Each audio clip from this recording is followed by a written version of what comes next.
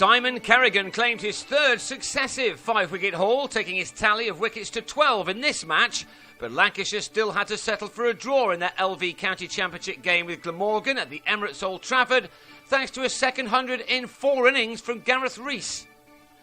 Lancashire batted on in their first innings on the final morning. They'd begun it on 423 for 5, which left them 51 runs behind, and their plan was to get a lead and then try to put Glamorgan's batsmen under some pressure later in the day, a policy which nearly came off.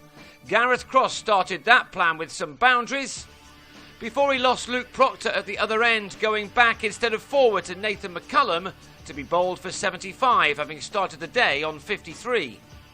McCullum then trapped Kyle Hogg in front in the same over, a wicket which left Lancashire on a 463 for 7 and still 11 runs behind. They were soon ahead, however, after Glenn Chappell came in and played some shots. As this ball flew over the ropes, he hadn't given up on another incredible win in a season which has been filled with them for his side. When Chappell made his debut way back in 1992, shots like this one hadn't yet been invented. Others, like a biff over mid-wicket, certainly had and had been used for many years by tailenders who knew little else about how to bat. Chappell does, and he raced to 31 to put his side 36 runs ahead before he was rather unusually stumped off Dean Koska after losing sight of the direction of the ball off his bat. With 510 runs on the board, Aaron Lilly came in for his maiden first-class innings. Rather like Ashton Agar in the Test match last week, Lilly looked a little too good to be so low down in the order, as he played with real confidence as he added another 48 runs with Cross, who eased to his 50 before lunch with a thumping drive over the top off McCullum, which brought him his half-century off 92 balls, an innings containing only 3 fours. He'd stuck it out to now give his side something to attack with the ball. With that done, Cross now hit out, belting a full toss from Koska for 6, before he offered Mark Wallace his second stumping chance of the day to depart for 64. Kerrigan then clipped McCullum out to Alex Jones to give the Kiwi figures of 5 for 191 in his first 4-day game for Glamorgan. Lancashire were all out for 567 to lead by 93, and that was their highest ever total against Glamorgan and their best at this ground since 2005.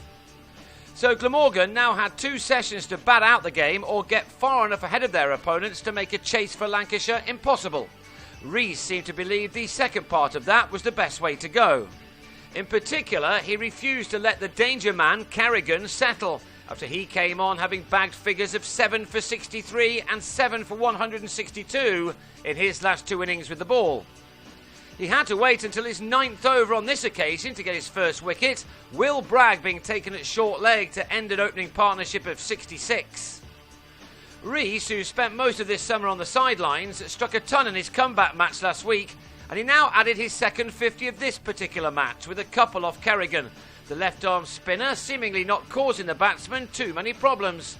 Rees had needed 73 balls for this latest half-century. So the game seemed to be drifting towards the draw, with Glamorgan taking their deficit to only 5, but then Kerrigan took over again. Murray Goodwin was held at slip.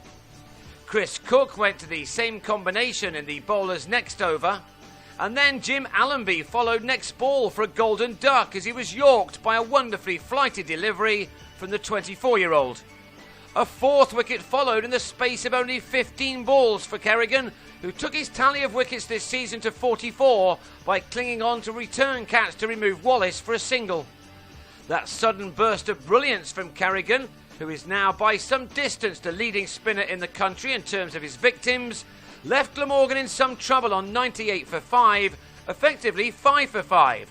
Given their remarkable collapse in Colwyn Bay, a collapse that Kerrigan also had a hand in, earlier on in the summer, when they turned a winning position into a defeat in the matter of minutes, this game was by no means over now, although Rees and McCullum were battling hard to make it so.